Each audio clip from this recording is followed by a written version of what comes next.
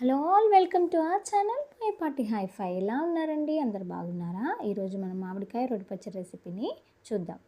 ముందుగా దానికి కావలసిన పదార్థాలు మామిడికాయ, ఎండుమిరపకాయలు, నూనె, జీలకర్ర, ధనియాలు, ఇంకా వెల్లుల్లిపాయలు. ముందుగా మామిడికాయని శుభ్రంగా కడుక్కొని తడి లేకుండా తుడుచుకొని ముక్కలుగా కోసి పెట్టుకోవాలి. లోపల జీడి ఇంకా దానికి టెంక ఉంటే తీసివేయండి. ఇక్కడ కనిపిస్తున్న పదార్థాలన్నీ ఒక్కొక్కటిగా వాడుతూ మనం మామిడికాయ రోటి పచ్చడిని తయారు చేసుకుందాం. ముందుగా స్టవ్ వెలిగించుకొని కడాయి పెట్టుకోవాలి. అందులో తగినంత నూనెను పోసుకోండి. ఇది రోటి పచ్చడి కాబట్టి కొంచెం నూనె ఎక్కువగానే పడుతుంది. నూనె వేడి కాగానే ఒక్కొక్కటిగా పదార్థాలు వేసుకుందాం. ముందుగా ధనియాలు, జీలకర్ర వేసుకోవాలి.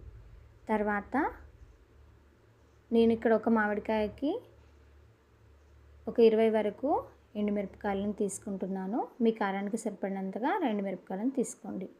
ఇవి కొంచెం వేగుతూ ఉండగా అందులో ముందుగానే పొట్టు తీసుకుని ఉంచుకున్న వెల్లిపాయలను వేసుకోవాలి. నేను ఒక పూర్తి వెల్లుల్లిపాయని అందులో వేస్తున్నాను. మీరు మీకు రుచి తగినట్లు తీసుకోండి. తర్వాత ఇవి కొంచెం రంగు మారగానే సువాసన వస్తుండగా వీటిని చక్కగా కలుపుకుంటూ రంగు మారే వరకు వేయించుకోండి.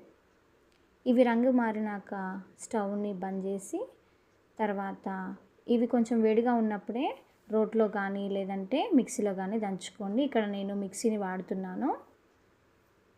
వీటన్నింటినీ పూర్తిగా మిక్సీలో వేసుకొని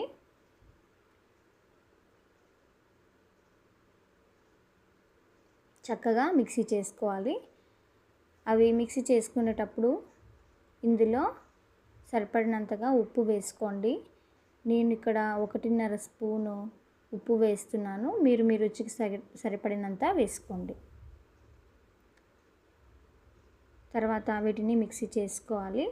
తర్వాత ముందుగానే కోసుకొని ఉంచుకున్న మామిడికాయ ముక్కలను ఇందులో వేసుకోండి. దీంతోపాటు చిటికెడు పసుపును కూడా వేసుకోండి. మంచి రంగు, వాసనను ఇస్తుంది, ఇంకా రంగుని ఇస్తుంది. పచ్చడి నిల్వ ఉండడానికి కూడా సహాయం చేస్తుంది. వీటన్నింటినీ ఇలా ఒక్కసారి మిక్సీ చేసుకుంటే మన రోటి పచ్చడి రెడీ అవుతుంది. ఇది 3 తరాల రోటి పచ్చడి రెసిపీ. మా అత్తయ్య గారు వాళ్ళ అత్తయ్య గారు తనకు నేర్పిస్తే మా అత్తయ్య నాకు నేర్పించారు. సో మీరు కూడా ఎలా ఉందో టేస్ట్ చేసి నాకు చెప్పండి, తయారు చేసుకోండి. Please like and subscribe to Boyapati hifi. Thank you. Bye. Have a good day.